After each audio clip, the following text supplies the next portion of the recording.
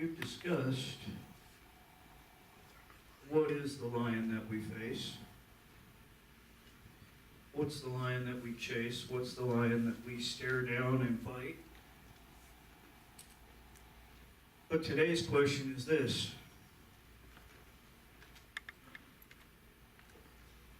who are you chasing it? Because if you're just chasing it for yourself, how many of you realize that every year, January 1st, all these people across the country will make these things called New Year's resolutions, and I'm going to do my little imitation of what people do at that time of the year. This is the year I do it. Yep. I'm going to lose weight, and I'm going to get in shape. And you see them at salad bars. You see them eating their fruits and vegetables, getting all nice and healthy and stuff. And then by February 1st, I don't want a salad. I want a donut.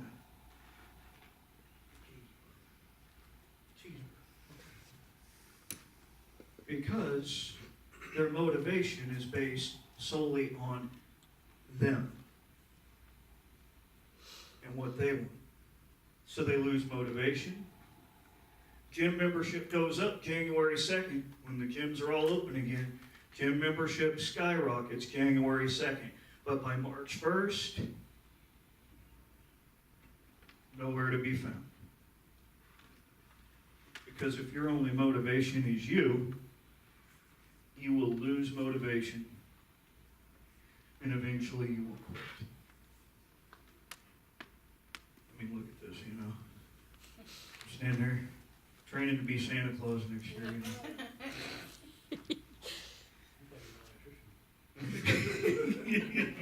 Somewhat. But who are you chasing the lion for? Is it just for a bigger paycheck? Is it just for your family? Those are all good things, but those alone are not going to carry you through the battles that you have to face to chase the lions you have to chase.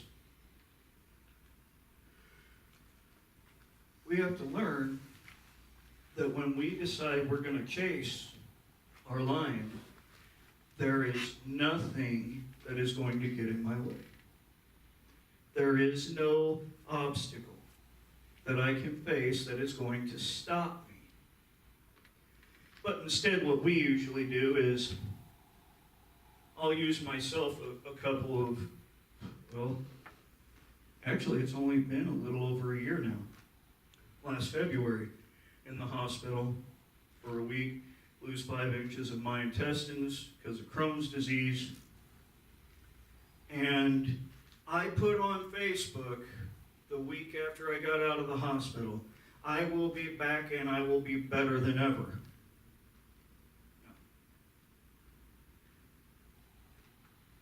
I just stopped.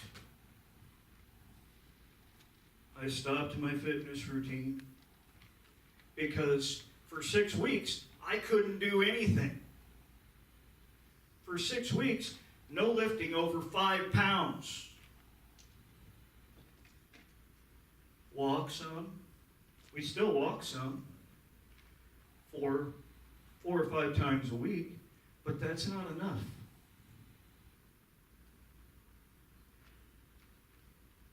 And then, when you get out of a routine, how many of you have experienced this? It's harder to get back into it because you know, especially those of us who work out and those of us who need a certain level of working out in order to feel a difference. We know how bad it's going to hurt to get back into it. And so we would rather be comfortable.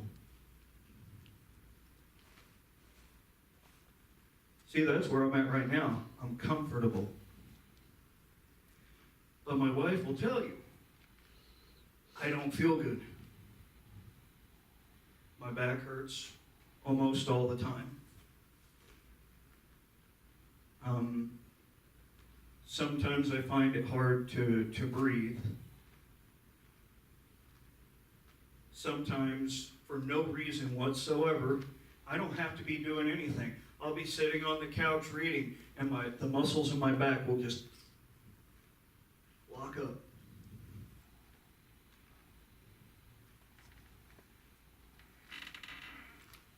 I told my wife, I said, this coming week, we're going to get back into working out.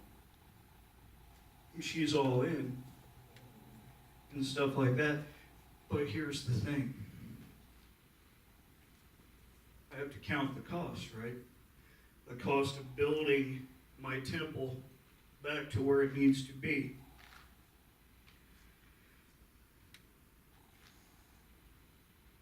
For the first couple of weeks, it's going to hurt. And it might hurt pretty bad. But as warriors, as lion chasers, we have to learn to develop that tenacity of soul to say, okay, it's going to hurt. I don't care. We have to learn to develop a tenacity of soul that says, as one of me and Susan's favorite wrestlers, Shinsuke Nakamura, does, come on! Because we know that it's going to be uncomfortable. Lion chasing is uncomfortable. It's not natural to chase a lion. It's natural to run from it. But David's mighty men didn't run from lions, they chased them. They didn't run from armies, they attacked them. They didn't hide, they went on the assault. I would describe David's mighty men as the very first guerrilla warriors that we see in Scripture. These guys who, one dude, let's see if I can find him here real quick, 2 Samuel chapter 23. Let's see here. Oh, no, him. We've already talked about Benaiah. Oh, yeah. Abishai, the brother of Joab, was chief of the 30. He wielded his spear against 300 men and killed them all. One against 300.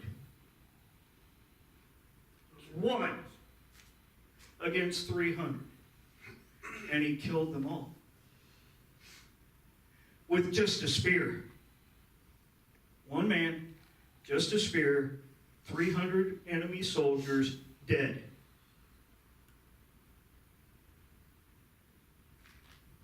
But we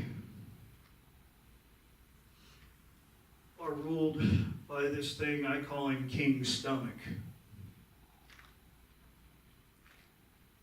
We're ruled by our appetites. We see the donut, we eat the donut. We see the pizza, I love pizza. We eat the pizza, the whole thing.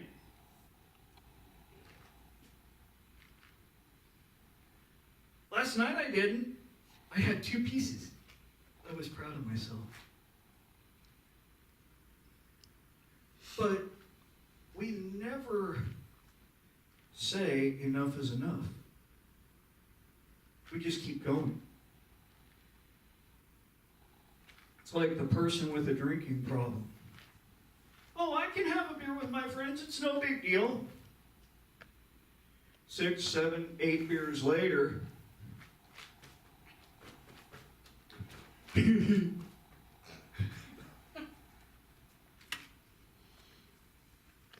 because we don't know when to stop.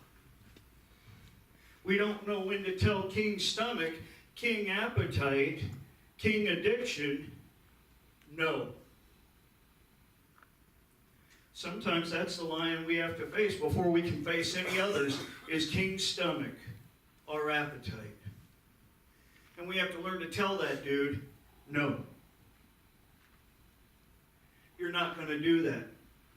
Because I tell people all the time, I'm going to live to be 120 years old, and I'm still going to be able to climb to the top of a mountain before I die, just like Moses. The way I feel right now, I couldn't climb to the top of the mountain right now. That might be the thing that kills me.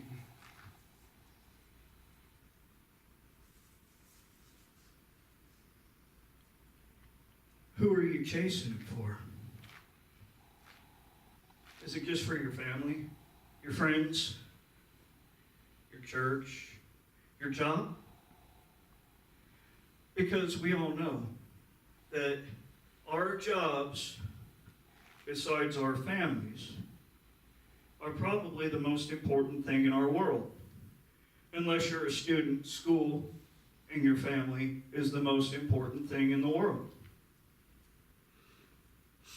But we have to learn to carve out, even if it's just 15 to 20 minutes, some time to take care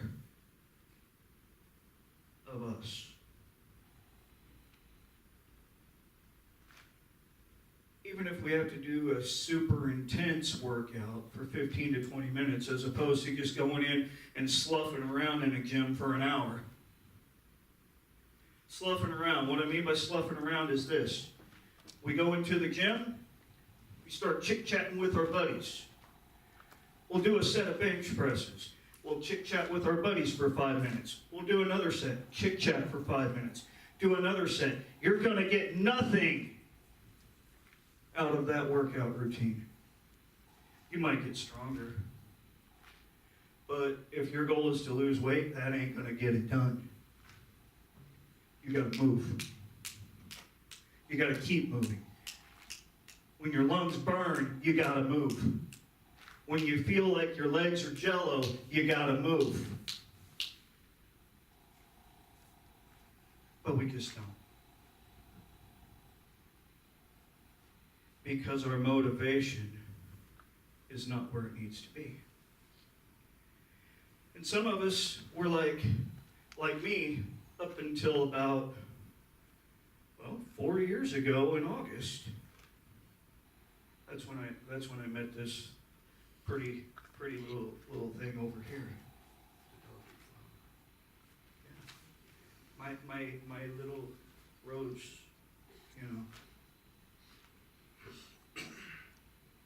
My goal was solely to become attractive.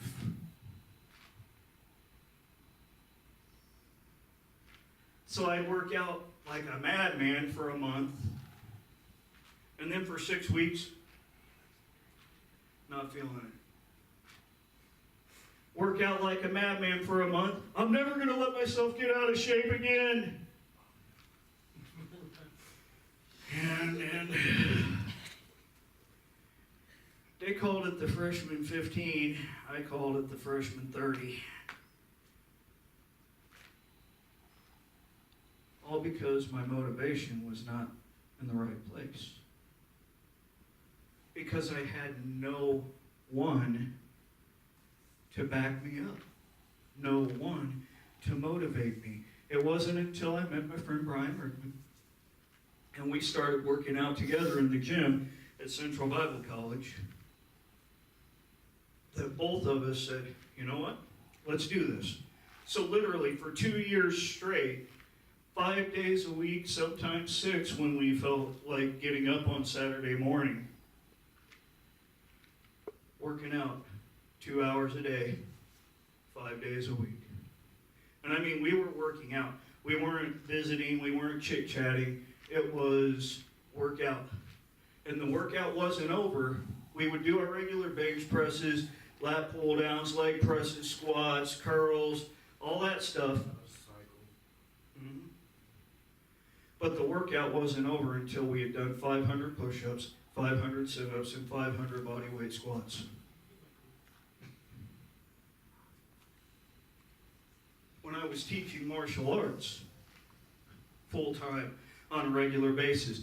The people would come into the adult class knowing they would be tortured because I wanted a workout. So I would tell them, I don't care how long it takes you to get it done, but nobody walks out of this place until you've done 500 push-ups, 500 sit-ups, and 500 bodyweight squats. Go. I had a kid ask me, a 14-year-old asked me one time, he goes, Mr. Chris?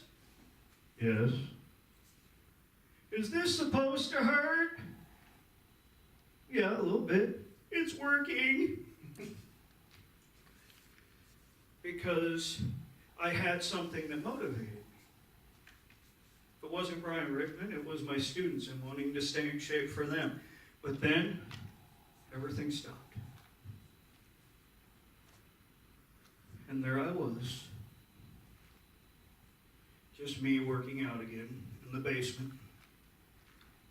And I would do it really good for a month or so at a time. And then nothing for 6 to 8 weeks. And then the bug would bite me again. The workout bug, I called it. I'd start reading my books again, getting ideas for exercises again and stuff like that. And then it's like, okay, I need to try this. So I would work out again really hard for a month or so. And nothing. That's where I'm at right now. Nothing. I walk 4 to 6 days a week. That's about it. A couple of miles. For me and Susan, walking 2 miles, 2.5 miles, 4 or 5 times a week, it's nothing. We can do that in our sleep. But I remember when we could do 6, 7 miles,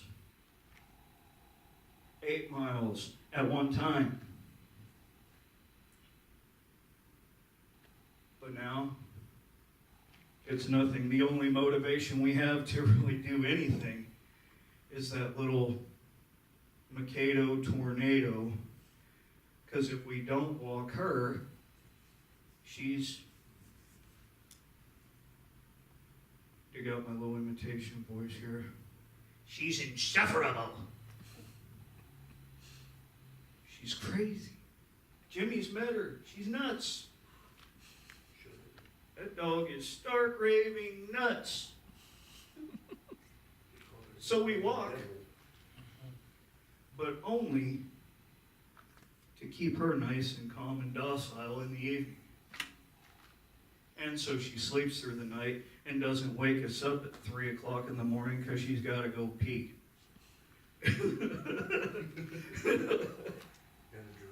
But you see, what's your lion? Who are you chasing it for? Who? If I were to ask you right now, who's it for, James? What would your answer be?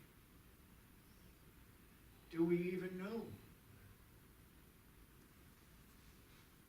Nicole, do we even know? Or do we say one thing, but in the back of our mind, well, maybe it's this.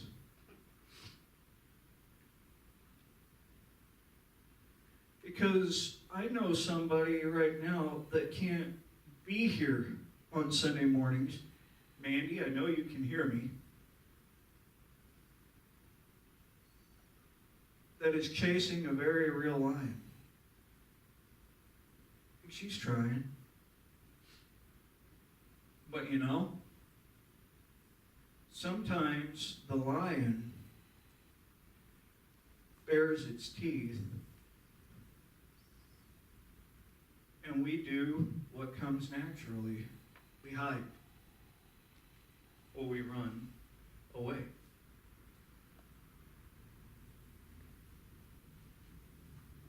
Mandy isn't running and hiding. She's trying to fight. She's trying. And she has faith and believes that she is going to win, which is more than I can say for a lot of people. We don't see the evidence of it right now, but I believe that lions can be defeated. And the thing is, we can't let our guard down once that lion is defeated. We have to say, what's next? What's the next challenge? That's what David's mighty men did. In 2 Samuel 23, some of them did more than one thing. Like I was talking about Benaiah. He struck down 2 sons of Moab, killed a lion in the middle of a pit on a snowy day, struck down an Egyptian with a sword and a spear.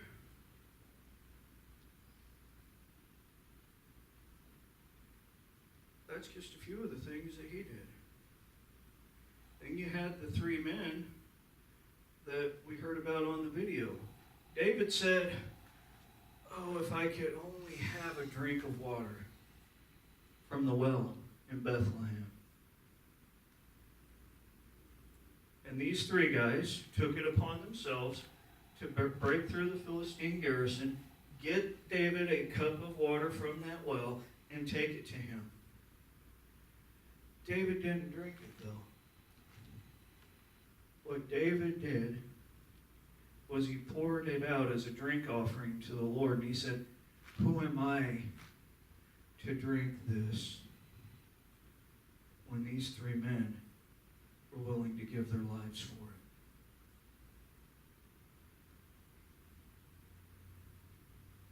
What are we willing to give our lives for? And this will tell you who you chase your lions for. Who am I willing to give my life for? Who? Top of the list, my wifey, my family, my brotherhood. Because when I was in the military, I said something really dumb one time. But one of my platoon sergeants was really supportive of me when I said this, and he said, "This is the way you have to be." I said, "I will follow any order I am given. But the second you ask me to do anything against my family or against my God, may God help you, because no one else will." And he said, "That's the attitude you have to have." He said, "Now don't tell the commanding general that," but he goes, "I'm with you."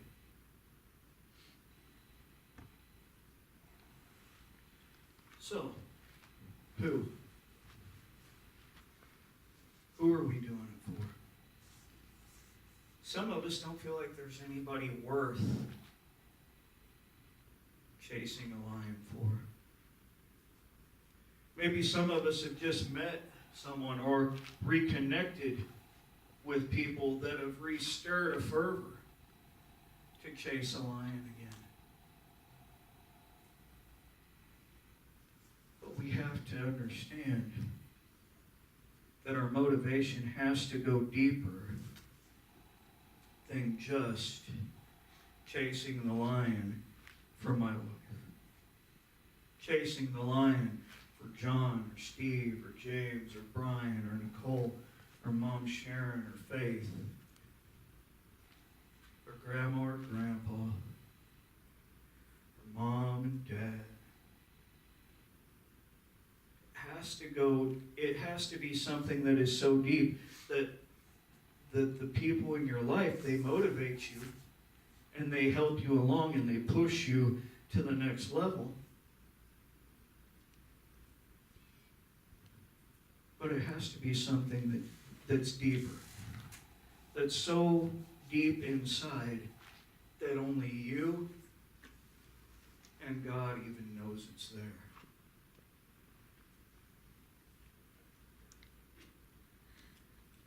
And some of us, we have a relationship with God And we see him as, well, for lack of a better term, we can see him as a dictator. Dude, and this has been instilled in us by the church with all of its rules over the course of the last 150, 200 years or so. Maybe even further back than that, but I'm not going to go any further back than that. Do this, do this, do this. Don't do that, don't do that, don't do that. Don't even think about doing that or you'll burn in hell forever. Do that. And so we see God as this dictator who's up there like Zeus. And he's got that lightning bolt, right? He's like, come on, do it. I dare you. Do it. Zap!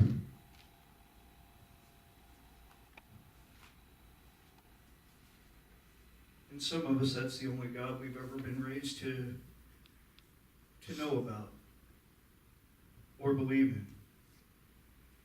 Some of us, it's the God of money. Just to throw some old school names out there. Robert Tilton. To name one. Take all that you have and give it to me, and I'll make you just as poor as I used to be. Sow your $1,000 seed into this ministry, and God will give you the 100-fold return.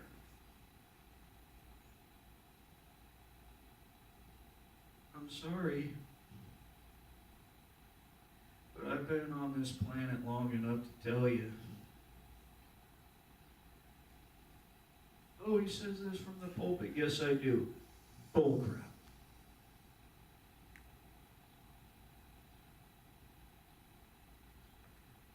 So,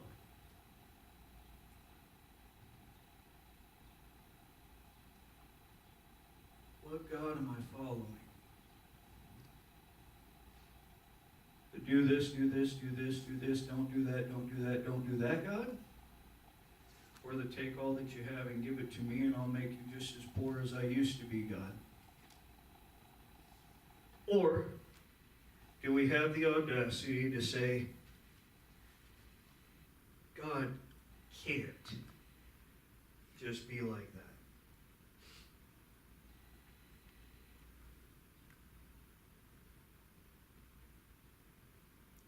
And then we start to question, God, if that's who you are, then why am I here? Because I've broken all the rules. Guilty, I've broken every single one. I think all of us at one point or another has broken the rules, because Paul tells us if you've broken one, you've broken them all.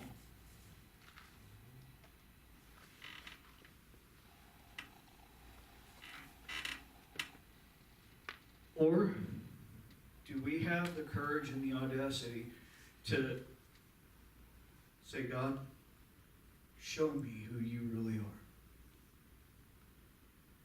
I mean, show me who you really are. Aside from all the teaching that I've sat under, aside from all of the songs I've listened to, all the books I've read, show me who you really are. Even aside from just sitting and reading the Bible, God, show me who you really are.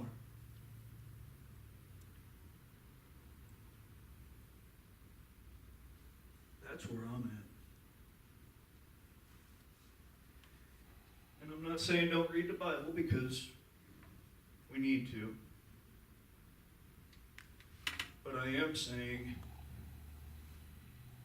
develop my own relationship with God. Not the relationship that mommy and daddy tell me I need to have, that grandma and grandpa tell me I need to have.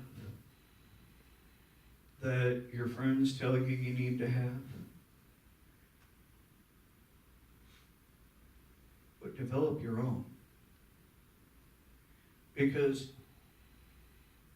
Nicole, I can't have your relationship with God. Only you can do that.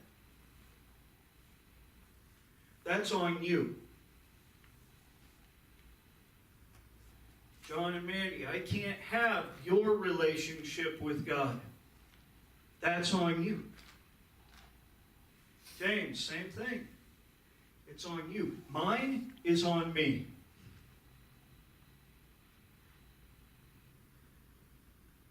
Because I think only in that place, that quiet, solitary place, is where you find the truth of who God is and what He's about and what He wants for you. And some of us, we've kind of just given up. Some of us have, let's face it, we've just given up. We're like, this is too hard to fight, this addiction. Or this is too hard to fight, this whatever. Illness, this pain, this suffering. It's too hard to fight. And so we just sit there. And we wait. Some of us are just sitting there waiting to die.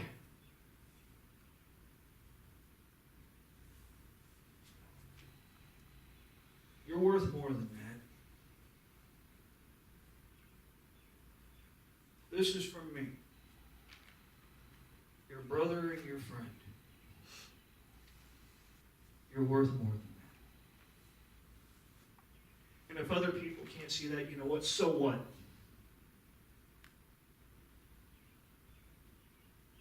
So what? They don't need to see it. You do. I do.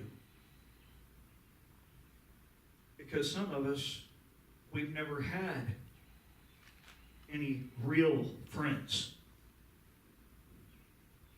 in our lives. Until recently, I had my wife, I had Jimmy, I had Brian Rickman, I had John and Mandy, Brian and Nicole, Faith.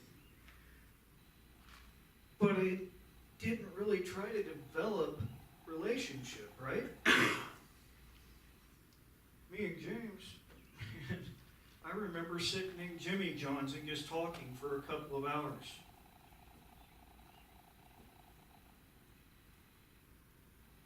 Going to Winter Gym and just talking. Just sitting around and chit-chatting. And the thing is, to develop a relationship, you don't even have to get super deep. You just have to care. And the thing is, caring is not a pretend thing. It's a genuine thing. You have to take the time to develop the relationship so that the other person's like, this dude cares.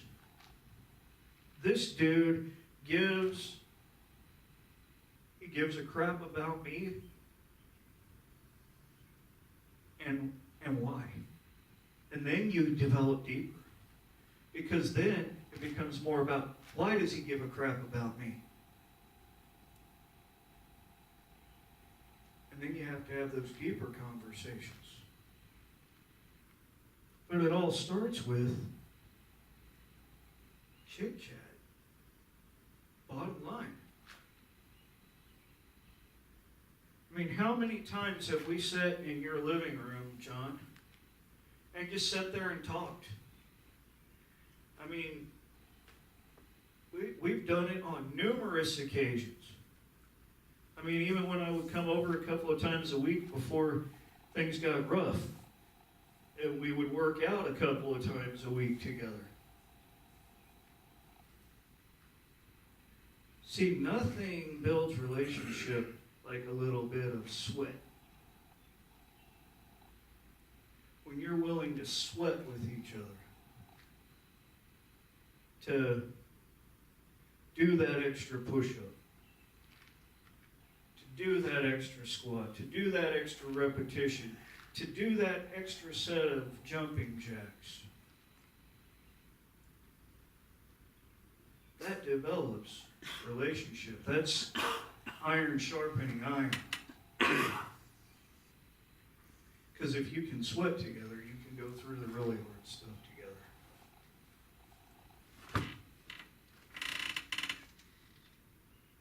But who? Who?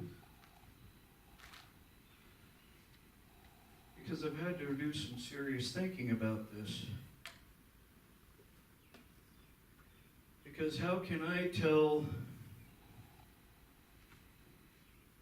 us as a group, hey, we need to lose weight and get in shape, unless I want to do the work too? Because it's easier said than done, right? Much easier said than done.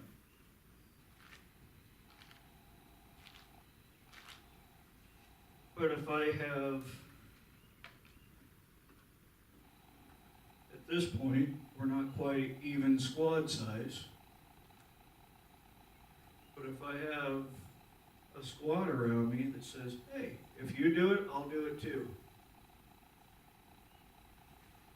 And we start motivating each other. Because how many of us realize everything starts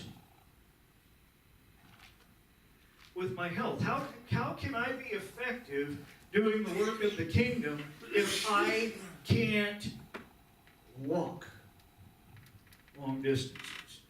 Or if I can't do certain things? And sometimes it's because I did it to myself.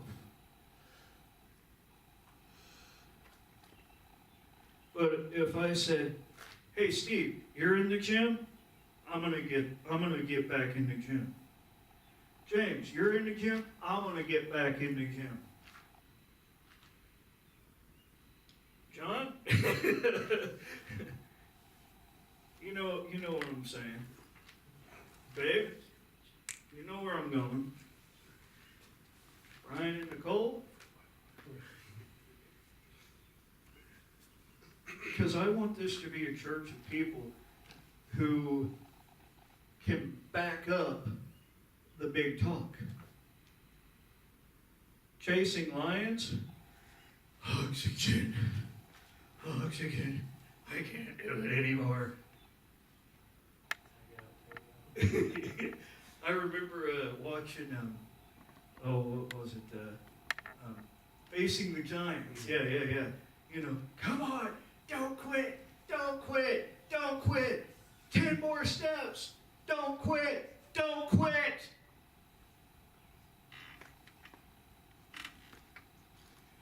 And the kid thought he was only going 50 yards. But by the time he was done, his coach had motivated him to go 100.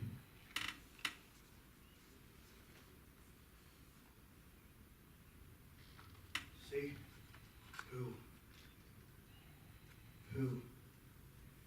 Who do we chase it for? Because if it's just me, I'm gonna work out hard for a month and then nothing. Work out hard for a month, nothing. Hard for a month, nothing. And where am I gonna get doing that?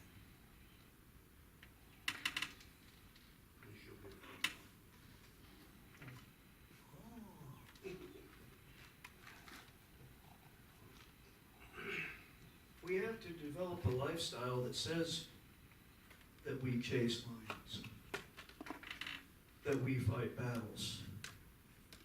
And we have to surround ourselves with the people that make us say, this is who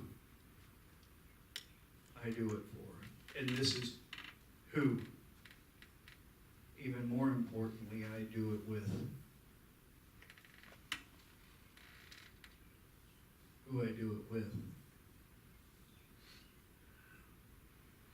Which is why, for those of you who don't know, I'm affiliated with a group of pastors known as the Renegade Pastors Network. Non-denominational pastors who go against the grain. And I was digging through my stuff because I performed a wedding ceremony on Friday night. And I had my lapel, my Renegade Pastor lapel. And I was digging around and I was like, where is that paper that I had that gives the 7 commitments of a renegade pastor?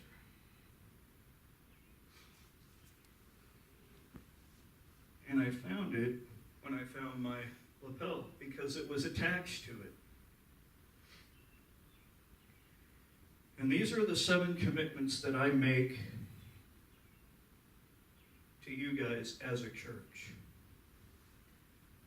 1, I will follow my Lord. I will value my relationship with God above all other relationships. 2, I will love my family. I promise that I will not sacrifice my family on the altar of ministry. 3, I will fulfill my calling. I will use my gifts and abilities to become all that God has called me to be. 4, I will manage my time. I will be in control of my most limited commodity. 5, I will shepherd my flock. I will effectively lead, feed, and protect the flock that is under my care. 6, I will maximize the church. I will do everything I can to lead the church for maximum impact. 7, I will expand God's kingdom. I will lead my church to reach its full redemptive potential. These are the promises I make to you. Because sometimes I feel like when I let my physical fitness wane, other things start to wane. Spiritually, I feel weak and tired. Emotionally, I feel weak and tired. So I constantly am going to have to keep this close by as a reminder. Are you doing this? Are you developing relationships with people, not just as pastor to James, not just as pastor to Steve, pastor to John and Mandy and Brian and Nicole, my wifey. But am I developing relationships with you guys that go outside of here? Where it's like me and Steve the last few weeks, once or twice a week, hey, how's it going? You doing okay? When we get together, hey, how you guys doing? You doing all right? John and Mandy, you doing okay? Anything going on? Anything I can help with?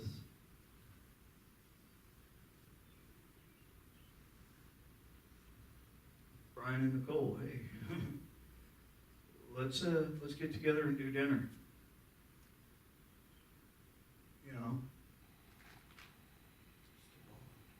It's the bond.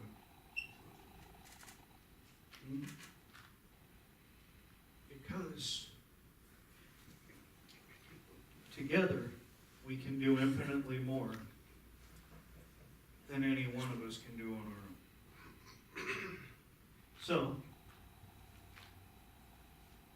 the message for today. Who are we chasing it for? Who are we chasing it with? I've already picked who I'm chasing it with. For, I'm also chasing it for not just myself, not just my wife, not just the rocket of spaz, not just James, not just Steve, not just John or Brian or Nicole, Mom Sharon or Faith. I'm chasing it for all the people who are out there that we all know. We all know some of the people that are out there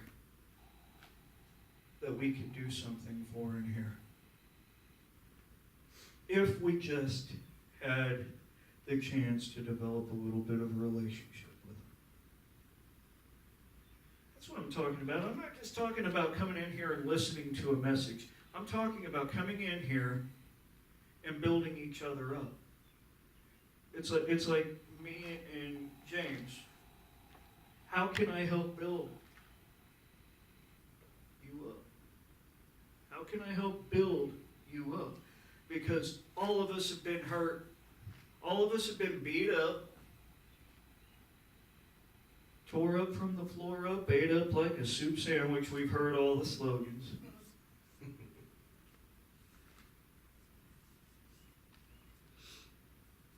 But how can we build each other up? See, and that's some ideas. That opens up a whole can of worms. You know,